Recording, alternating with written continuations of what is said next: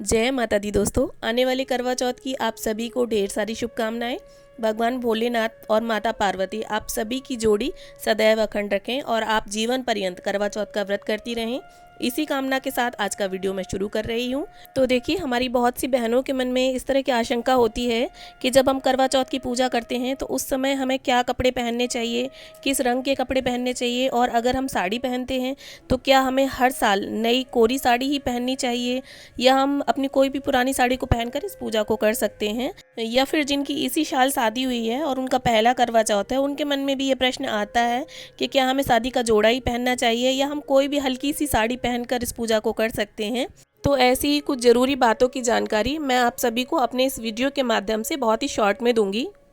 तो देखिए, जिनकी इसी साल शादी हुई है और उनका पहला करवा चौथ का व्रत है तो उन्हें अपने शादी का लहंगा या साड़ी ही पहननी चाहिए। और अगर किसी कारणवश आप अपने शादी का लहंगा नहीं पहन सकते हैं, जैसे कई बार होता है कि हम रेंट पे लेते हैं अपना लहंगा और या ड्राई क्लीन करा के आपने नहीं रखा होता है, अशुद्धता में साड़ी या लहंगा पहन लिया होता है, तब आप अपनी शादी की चढ़ाई की कोई भी साड़ी पहनकर इस पूजा को कर सकती हैं। पर कोशिश ये करें कि आप अपनी शादी की साड़ी या लहंगा पहने।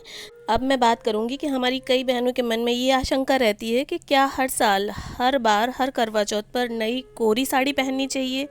तो यहाँ पर मैं आपको बता दूं कि अगर आपके पति हर साल आपको गिफ्ट के तौर पर साड़ी देते आ रहे हैं और आप नई साड़ी पहनकर ही पूजा करती आ रही हैं तो आप अपनी इच्छा अनुसार इसे कंटिन्यू कर सकती हैं। ये पूरी तरह से आप पर निर्भर है। अगर आप चाहती हैं, आपकी इच्छा है, तो आप हर साल नई साड़ी पहनकर इस पूजा को करें। बाकी इस तरह का कोई कहीं पर भी लिखित प्रमाण नहीं है कि आपको हर साल करवा चौथ पर नई साड़ी ही पहननी है, बशर्ते आप जो साड़ी पहन रही हैं उसे पूर्ण रूप से शुद्ध पवित्र मतलब धुली हुई साड़ी होनी चाहिए वो आपकी। ये नहीं कि अगर आपने उसको पहनकर खाना खा लिया है या जब वो साड़ी आप पहने थे तब आपका पीरियड्स था तो ऐसे में वो साड़ी आपको नहीं पहननी है, उसे क्लीन करके ही आपको पहनना है।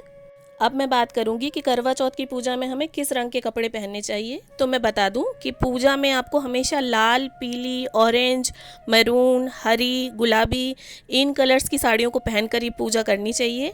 और जो बहुत ज़्यादा डार्क कलर होते हैं जैसे ब्लैक है, ब्लू है, पर्पल है या ग्रे हैं, या बहुत ज़्यादा लाइट शेड जो होते हैं वाइट, ऑफ वाइट, इन रंगों की साड़ी पहनकर पूजा नहीं करनी चाहिए पूजा पाठ के समय।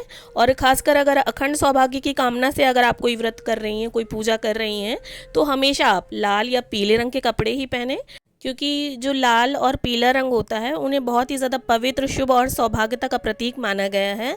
अब हमारी बहुत सी बहनों के मन में ये आशंका रहती है कि यार थोड़ी देर की पूजा के लिए क्या हैवी साड़ी पहननी या हैवी लहंगा पहनना, कोई कंफर्टेबल सी ड्रेस पहनकर ही पूजा कर लें क्या। तो मेरी माने तो पूजा के समय हमेशा आप साड़ी या लहंगा पहनकर ही पूजा करें, क्योंकि जो हमारी हिंदू संस्कृति है उसमें ट्रेडिशनली साड़ी या लहंगे में ही पूजा करना उत्तम माना जाता है। हाँ, अगर आप सूट पहनकर इस पूजा को करना चाहती हैं तो आप बेशक कर सकती हैं, वो आपकी इच्छा पर निर्भर है। और देखिए, पूजा के समय आपको वेस्टर्न ड्रेसेस बिल्कुल भी नहीं पहननी है। ये जो अखंड सौभाग्य की पूजा होती हैं इनमें वेस्टर्न ड्रेसेस को टोटली आपको अवॉइड करना चाहिए। अगर आप कहीं घूमने गए हैं इस टाइप के वेस्टर्न ड्रेसेस को पहनकर और घूमने के दौरान मंदिर वगैरह गए हैं, तब आप वहाँ पर पूजा कर सकते हैं इस टाइप के ड्रेसेस पहनकर, इसमें कोई मनाही नहीं है। लेकिन जो साल में एक बारी व्रत आते हैं जैसे करवा चौथ, वट सावित्री व्रत या कोई भी ऐसा व्रत जो आप अखंड सौभाग्य की कामना से करती हैं, तब आप उसमें साड़ी या लहंगा ही पहने। ध्यान इस बात का रखना है कि आपने जो भी पहना है, साड़ी, सूट या लहंगा, वो पूरी तरह से साफ़ सुथरा, स्वच्छ होना चाहिए, कहीं से भी जला कटा फटा ना हो, और बाकायदा आपको सिर पर पल्लू लेकर या दुपट्टा रखकर ही पूजा करनी चाहिए। आई होप ये जानकारी आप सभी के कहीं ना कहीं काम आएगी। तो मिलते हैं अगले वीडियो में, तब तक के लिए राधे राधे।